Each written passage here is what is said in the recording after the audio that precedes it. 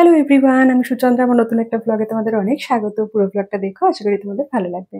এই ব্লগটা হলো আগস্টের ফার্স্ট রোববার, যেদিন ফ্রেন্ডশিপ ডে ছিল সেদিনের।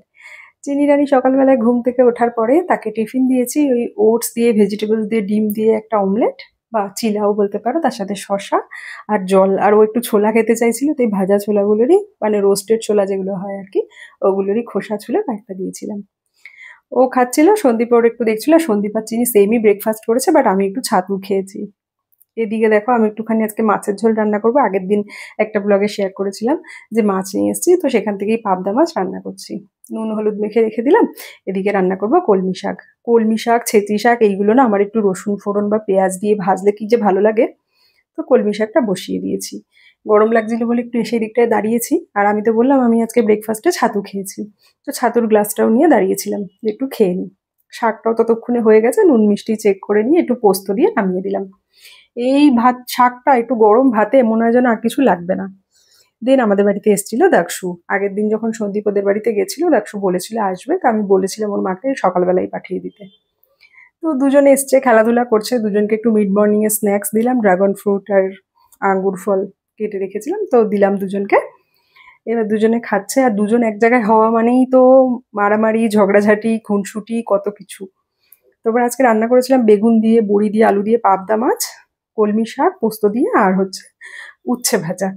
তো চিনিকে আর দাক্ষুকে একসাথে খেতে দিয়ে দিয়েছি। আজকে চিনিকে অন্য থালাতেই দিয়েছি, কারণ ওই থালাগুলো একটা, এবার একজনকে দিলে আরেকজনের মন খারাপ হবে, তাই জন্য দুজনকে সেম থালা সেম বাটিতে দিয়েছি। তো চিনি বলছে ওকে কি কি খেতে দিয়েছি। তো চিনি ওই কলমি শাক, তারপরে উচ্ছে ভাজা, ওইগুলো দিয়ে ভাত খাচ্ছে। দাক্ষু আর তিতোটা খাইনি, কলমি শাক দিয়ে ভাত খেয়েছে, তারপরে মাছের ঝোল দিয়ে।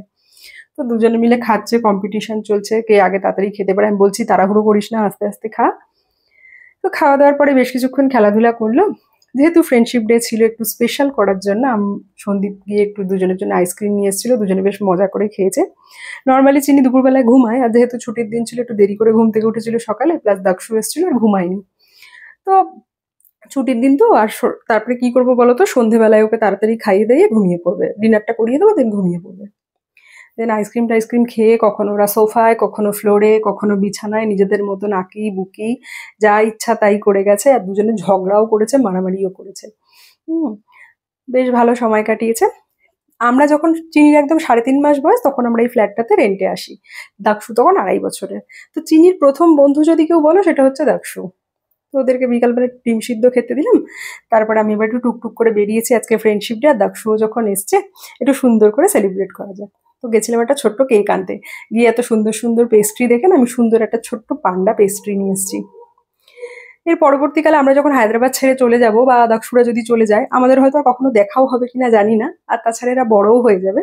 থাক এই সুন্দর মুহূর্তগুলো একটা ভিডিওর মাধ্যমে। তোদের জন্য দুটো অ্যাপেলের জুসও এনেছিলাম। আমি সবসময় তোমাদেরকে বলি, চিনিকে আমি অলওয়েজ বাইরের খাবার অ্যাভয়েড করি, হোমমেড ফুডই দেওয়ার চেষ্টা করি। বাট কখনো সখনো তো দেওয়াই যায়, তা না হলে অভ্যাসও থাকবে না, যখন আমরা ঘুরতে টুরতে যাই অসুবিধাই হবে। তো ওই জন্য সবকিছুই দরকার, যেমন ডক্টর বলেন সবকিছুই দরকার, হ্যাঁ সেটা অবশ্যই বুঝে। মাঝে সাঝে বাইরের খাবার ঠিক আছে। তো দুজনের জন্য দুটো ফ্রেন্ডশিপ ব্যান্ডও নিয়ে এসেছিলাম। দুজনে দুজনকে ফ্রেন্ডশিপ ব্যান্ড বাঁধলো। তারপরে আমি বললাম তোমরা কেক কাটো, খাও, যা ইচ্ছা করো, কিচ্ছু বলবো না, খালি মারামারি করো না। তারপর ওদের একটু কিউট কিউট ফটোও তুলেছি, সেগুলো তোমাদের সাথে শেয়ার করব। এখন বাজে সন্ধ্যে 7টা, দাক্ষু গেছে বাড়িতে, কারণ পরের দিন স্কুল থাকবে।